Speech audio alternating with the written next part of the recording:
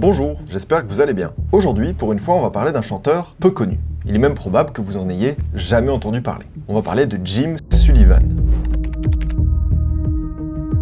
Alors évidemment, on va s'intéresser un peu à sa carrière musicale, mais on va surtout s'intéresser aux jours qui ont précédé et qui ont suivi sa disparition. Car oui, Jim Sullivan est aujourd'hui porté disparu depuis plus de 47 ans. Aujourd'hui, on ouvre ce dossier car c'est sans doute une des histoires les plus mystérieuses du monde de la musique.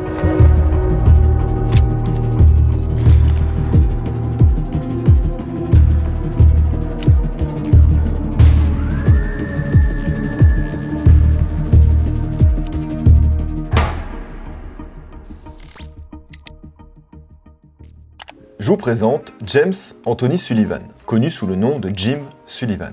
Enfin, connu. Comme je vous ai dit en intro, pas vraiment en fait. Jim Sullivan est né le 13 août 1940, quelque part dans le Nebraska, par là. C'est le petit septième d'une famille d'ouvriers qui déménage à San Diego, en Californie, au cours de la Seconde Guerre mondiale pour bosser dans des chantiers navals. On n'est pas connu, on sait pas grand chose sur lui, puis il a disparu. Voilà. Ce qu'on sait, c'est qu'il atteint vite son 1,98 m, et que c'était le quarterback de l'équipe du lycée. On sait aussi qu'il s'est mis en couple, puis marié, avec une reine de bal, Barbara. En fait, on pourrait presque penser que Jim Sullivan, c'est juste le cliché du mec des teen movies américains, quarterback, beau gosse du lycée, nanana. Mais non. Il n'ira pas à la fac avec une bourse d'études sportives. Il décide de son côté de se consacrer uniquement à sa passion, c'est-à-dire la musique. Pendant le lycée, il jouait déjà de la guitare dans un groupe local de San Diego, The Survivors. Et non, rien à voir avec Eyes of the Tiger. Dommage. Et du coup, sa passion, c'est pas qu'un simple hobby. Lui, ce qu'il veut, c'est en vivre. Et vous avez l'habitude, maintenant, c'est pas simple. Pour se donner plus de chance, Jim et Barbara, sa reine de bal, déménagent ensemble en 1968 à Los Angeles avec leur fils de 7 ans. Et notre beau vieux Jim Sullivan, a.k.a. Sully, c'est son petit surnom, voilà, Sully, c'est mignon, comme dans Monstres et compagnie, il passe le plus clair de son temps à écrire des chansons et puis le soir, aller jouer dans des clubs. Barbara, elle, trouve un poste de secrétaire à Capitol Records, un poids lourd de l'industrie musicale de la côte ouest. Elle va d'ailleurs essayer de profiter de sa position pour donner un coup de pouce, enfin tenter de donner un coup de pouce à son mari, évidemment. Du coup, elle est là, en bonne copine, elle fait écouter sa musique à ses supérieurs, qui eux la font écouter au boss de label, etc. Mais malheureusement, ça intéresse personne. Du coup voilà, ça commence comme ça, Jim il a un manager qui lui permet de faire quelques dates, etc. dans des clubs de plus en plus fréquentés, c'est un bon début tu vois. Mais l'endroit où on kiffe le plus Jim, c'est au Raft, à Malibu. C'est une sorte de saloon en bord de route qui paie pas de mine. Et pourtant c'est là où viennent quelques stars pour siroter de la bière en écoutant de la folk. Des acteurs qui vous diront peut-être pas grand chose, mais qui pesaient dans les années 60-70. Alors c'est une autre époque, mais Jim leur fait quand même bouger la tête. Et celui qui va croire en lui plus que n'importe qui, c'est Al Dobbs, un acteur reconverti en porteur de pancartes dans les talk shows. Mais si, le gars qui fait ça là, c'est un métier. Je pense que sa carrière d'acteur s'est pas vraiment passée comme il l'aurait voulu, enfin bon. Al Dobbs, Jim et ses autres amis, c'est une belle bande de potes. Et un beau jour, autour d'un verre, ils ont une envie toute bête. Ils mettent leur argent en commun pour créer un label, Money Records. Et ils vont produire le premier album de Jim Sullivan. Ils arrivent même à se payer la participation de plusieurs membres de The Wrecking Crew. C'était un collectif de musiciens renommés qu'on appelait pour glow up un peu ses musiques dans ces années-là. Alors nous, évidemment que ça nous dit rien, mais dites-vous que c'était des arrangeurs un peu génies en leur temps. Et en 1969 sort le premier album de Jim, UFO. Sur le verso de la jaquette, on peut voir Jim Sullivan qui marche seul au milieu du désert. Ça n'a pas d'importance pour l'instant, mais retenez ça. Le problème, c'est que Money Records, ce qu'ils ont créé, c'est un label de copains. Et malheureusement, le label n'a pas trop d'argent pour faire la promo de l'album, et malgré quelques critiques, ça reste un échec commercial. Mais notre bon vieux Jim, notre bon vieux Sully, il perd pas espoir. Il continue de jouer dans des clubs parce que c'est pas parce que ça marche pas que t'arrêtes. Et c'est 3 ans plus tard, en 72, qu'une nouvelle opportunité va se présenter. Jim signe chez Playboy Records. Oui, Playboy Records. Hugh Hefner, il aimait les jolies filles et la musique. J'avoue, même moi, je savais pas qu'il y avait eu un label Playboy Records, comme quoi on en apprend tous les jours. Sully sort donc son deuxième album, Jim Sullivan. Plus rock que le précédent, mais là encore, ça bide. Alors en partie parce que les disquaires ils aimaient pas trop ce qui était rattaché à Playboy. Après je sais pas, peut-être que le label a pas géré sa com, ou que Jim il a pas réussi à trouver son public. Dans tous les cas, une chose est sûre, c'est que, encore une fois, ça a bidé. Et cette longue traversée du désert finit par peser sur son couple, avec sa reine de bal, Barbara. Financièrement, c'est surtout Barbara seule qui assurait le couple, ce qui cause forcément des petites embrouilles. Ta musique de con, là, ça marche pas, arrête d'insister, trouve un vrai taf. Non mais chérie, c'est mon vrai travail, je suis artiste. Et en plus de tout ça, pour ne rien arranger, Jim, notre bon vieux Sully, il commence un peu à forcer sur la bouteille, si tu vois ce que je veux dire. Ah il aime bien boire dans les bars, voilà, jouer de la country, c'est un artiste quoi. Donc en 75, Jim a une idée pour rebondir. Partir tenter sa chance à Nashville, dans le Tennessee. Parce que Nashville, c'est là où il faut être quand on fait de la folk ou de la country. Son objectif, c'est de percer et de faire venir ensuite sa femme et son fils. Dites-vous que c'est un peu le move de la dernière chance. Une carrière qui ne décolle pas, qui n'a jamais commencé et qui ne commencera peut-être jamais. Et c'est à partir de ce moment-là que son histoire va prendre une tournure inquiétante. Le 4 mars 75 vers midi, Jim Sullivan monte à bord de sa Volkswagen Coccinelle avec quelques affaires, environ 125 $ et sa fidèle guitare 12 cordes Sting. Il prend la mythique route 66 et roule vers l'est. Il traverse la Californie, l'Arizona et arrive au Nouveau-Mexique. Il passe la capitale de l'État, Albuquerque, achète de la meth à Heisenberg. Je plaisante, Walter White a 17 ans en 75, donc il vend pas encore de la meth. Après Albuquerque, il roule encore plus d'1 heure. Là, il fait nuit, et ça fait quand même près de 15 heures que Jim est au volant. Et donc, il commence à somnoler, et à zigzaguer un petit peu. Une voiture de police passe par là, et le suspecte d'être en état d'ivresse. Les flics l'arrêtent, l'emmènent au poste pour lui faire passer un test d'alcoolémie. Et le test est négatif. C'est juste qu'il est fatigué, je pense. On lui recommande vivement d'aller se reposer parce que, en fait, monsieur, il y a des lignes droites, voilà, on les a pas foutues là pour la déco, servez-vous-en, quoi. Et c'est ce que va faire Jim. Il roule donc jusqu'à Santa Rosa et prend une chambre à la Mesa Motel pour se reposer un peu. À 15h15, il appelle sa femme pour lui dire qu'il va bien. Elle lui demande où il est, il répond Santa Rosa. Elle lui demande où c'est, il répond au Nouveau-Mexique, il lui dit qu'il va rester là pour la nuit. Elle lui demande pourquoi, et là, il lui dit un truc bizarre. Tu ne me croirais pas si je te le disais. Donc là, elle s'inquiète, et il lui répond oublie ce que je viens de te dire, je te rappellerai à Nashville. Et puis, il raccroche. Cette discussion, c'est une des dernières choses qu'on sait de sources sûres de Jim Sullivan avant qu'il ne disparaisse. Quand je vous dis qu'il disparaît, c'est sans laisser aucune putain de trace. Après cet appel, on a des témoignages, mais aucune certitude sur qui l'a vu en dernier, ou bien de ce qu'il a pu faire avant de s'évaporer. Selon le shérif, il serait passé dans une épicerie acheter une bouteille de vodka avant de reprendre la route vers le sud-est de la ville.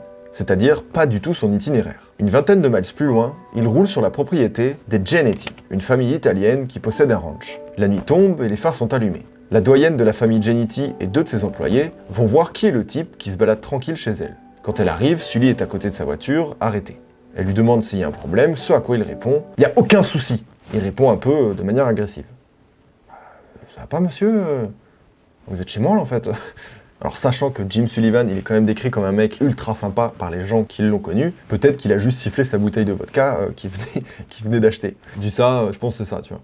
En tout cas, la vieille dame se démonte pas et lui dit que ouais, elle a un problème parce qu'il est sur sa propriété. Et là, ça devient encore plus brouillon, car 2 personnes se disputent le statut de la dernière personne à avoir vu Jim Sullivan en vie. Un certain Sammy Chavez qui bosse pour la voirie et qui l'aurait vu s'arrêter là où la voiture a ensuite été retrouvée. Et un certain Pete Sena qui l'aurait croisé en voiture alors qu'il marchait seul sur le bord de la route dans le désert. Et voilà. Ensuite, le désert avalera Jim Sullivan pour toujours. Les jours passent et Barbara reçoit aucun coup de fil de son mari, ce qui finit par l'inquiéter. Le 14 mars, elle appelle la police de San Diego pour signaler sa disparition. 3 jours plus tard, le 17 mars, le frère de Jim, Jerry, appelle la police de Santa Rosa pour savoir si à tout hasard, il serait pas en tôle. Bref, c'est une théorie aussi, là, on a que ça en information là. Pourquoi pas? La police de Santa Rosa lui raconte l'épisode du test d'alcoolémie, mais à part ça, rien d'autre. Le 21 mars, quelqu'un de la police d'État du Nouveau-Mexique appelle Barbara. Ils lui disent que la voiture de Jim Sullivan a été remorquée de la propriété Genetti le 8 mars. 2 semaines plus tôt, et 3 jours après sa disparition. Sa voiture, elle a été remorquée 3 jours après sa disparition de la propriété des Genetti. Ou alors, ouais, il avait juste laissé la caisse, mais il est parti. Bref, il y a plein de théories dans tous les cas. Bon. À la fin du mois de mars, rebondissement. Un corps est retrouvé, et il ressemble fortement à celui de Jim Sullivan. Entre 30 et 40 ans, 1m98 avec un tatouage à l'avant-bras. Le truc, c'est qu'il a été retrouvé à Las Cruces, près de la frontière mexicaine. Et c'est à 400 km du lieu où a disparu Jim. Il a fait du chemin pour un gars disparu quand même. Mais après autopsie, ils vont conclure que c'était pas Jim Sullivan. Après ça, l'enquête ne connaîtra plus aucune avancée, malgré toutes les recherches qui ont été faites et qui sont encore faites à ce jour. Le case existe encore, on ne sait pas comment il a pu disparaître. Mais vous en doutez bien, ce mystère, ça a donné naissance à plusieurs théories. Alors, la première théorie est assez étonnante, et pourtant c'est celle en laquelle sa femme croit le plus. Je vous donne un indice, le titre de son premier album est d'un de ses morceaux, UFO.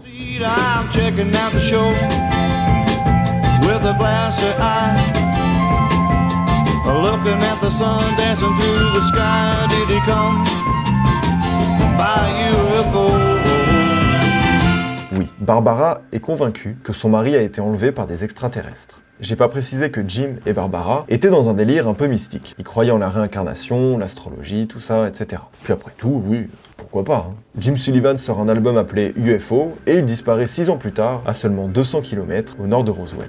Là où en 1947 se serait écrasé un vaisseau spatial. Alors peut-être que les aliens sont passés dans le coin, ils ont vu Jim Sullivan dans le désert, seul tout, en train de faire du stop. Bon ben voilà, ils l'ont pris sur le passage, sympa les gars. Et évidemment, c'est peu probable. Bon, déjà rappelons-le, le crash de Roswell, en fait, ce serait celui d'un ballon sonde américain qui espionnait l'URSS. Et puis de toute façon, de ce que j'ai compris, la chanson UFO de Sullivan parle pas vraiment d'extraterrestres, mais plutôt d'une apparition de Jésus. Et en fait, il se demande s'il serait pas arrivé en ovni. Et c'est vrai ça. Bonne question. Pourquoi descendre du ciel alors qu'il pourrait descendre en ovni ?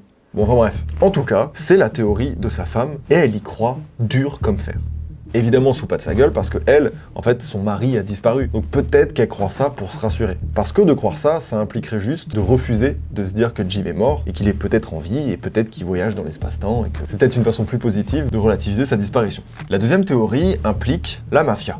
Parce que oui, le véhicule de Jim a été retrouvé près du ranch des Genetti. Et après la disparition de Jim, il se dit que la famille italienne a des liens avec la mafia de Chicago. Le ranch des Genetti serait une sorte de base avant la frontière mexicaine par où passe la drogue. Alors peut-être que Jim a surpris une opération criminelle, qu'on l'a flingué et qu'on s'est débarrassé du corps. Ok, c'est déjà plus réaliste que des extraterrestres, même si c'est surtout une rumeur. Parce qu'aujourd'hui, après les enquêtes, aucun lien précis n'a été établi entre la famille Genetti et la mafia. Donc peut-être qu'on n'a juste pas l'info, peut-être que la piste est pas bonne, peut-être qu'on sait juste pas. Après tout, ils auraient aussi bien pu payer la police. Les pots de vin, c'était monnaie courante à l'époque. Et puis il y a quand même un truc bizarre, c'est que quelques jours après la disparition de Jim, les Genetti vendent leur ranch et partent soudainement vivre à Hawaï. Voilà. Drôle de coïncidence quand même, juste quelques jours après, comme par hasard. En tout cas, moi, c'est, je pense, une de mes théories préférées sur sa disparition. Et malheureusement, la piste des Genetti s'arrête là. La troisième théorie met en cause la police. Un ami de Jim a émis l'hypothèse que quand le chanteur s'est fait contrôler pour sa conduite inquiétante, ça aurait pu mal tourner et qu'un flic l'aurait juste abattu. Mais si vous avez bien suivi, ça colle pas du tout avec la chronologie, car le contrôle a eu lieu avant l'appel de Jim à sa femme.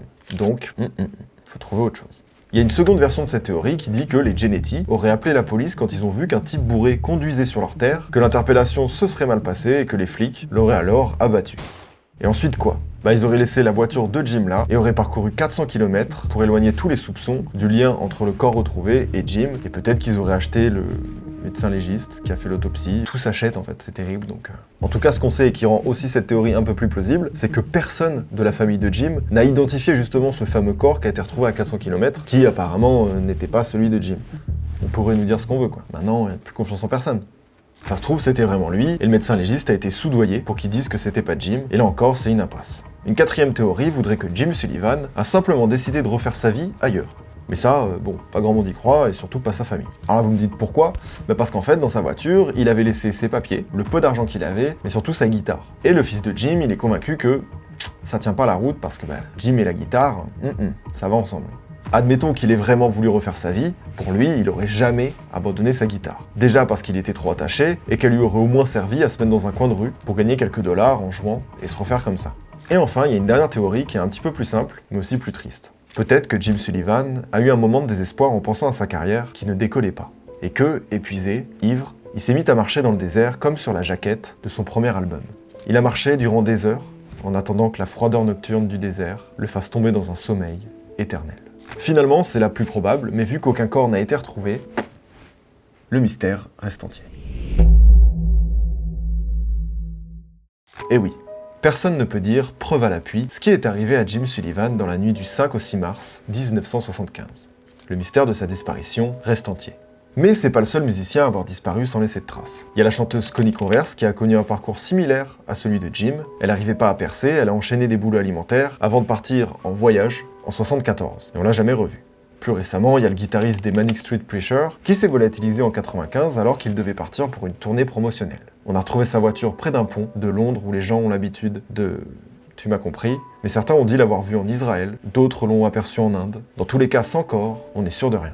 Et il y en a eu un tas d'autres. Mais celui de Jim Sullivan a quand même beaucoup plus marqué les esprits. Je pense par sa dimension un peu mystique. Les coïncidences avec les extraterrestres, c'est la théorie que les gens, en tout cas tous les complotistes, ont aimé se jeter dessus, comme une preuve, tu vois. On tourne comme d'habitude. Mais ça donne un peu du cachet à cette histoire, quoi. L'ironie de ce genre d'histoire, c'est que ça permet aux musiciens d'être mis sur le devant de la scène, même quand ça marche pas pour eux. Pour l'exemple, c'est sa fin étrange qui a permis à Jim Sullivan d'exister dans le paysage musical. Même si sa musique est appréciée aujourd'hui par les amateurs de rock folk, et elle est reconnue même, quand on parle de Jim Sullivan, on parle moins de ses chansons que de sa disparition.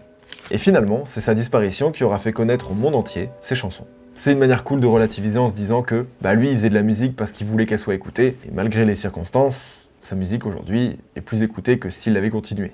Alors je vous invite à aller écouter curieusement ce qu'il fait et à vous renseigner sur les théories sur sa mort. Je vous ai fait à peu près le grand global là. Mais si vous aimez ce genre de mystère et que vous allez voir, n'hésitez pas à me renvoyer des petits messages si vous voyez d'autres trucs. Parce que moi j'aime bien en tout cas. Ce sera tout pour moi aujourd'hui, j'ai adoré particulièrement cette histoire, même si c'est frustrant parce qu'évidemment on parle de cold case non résolu, tout ça, c'est trop bien, c'est trop bien. Je vous invite à vous abonner, à laisser un petit j'aime, ça me soutient. Et puis sur ce, je vous dis à très bientôt. Tchou.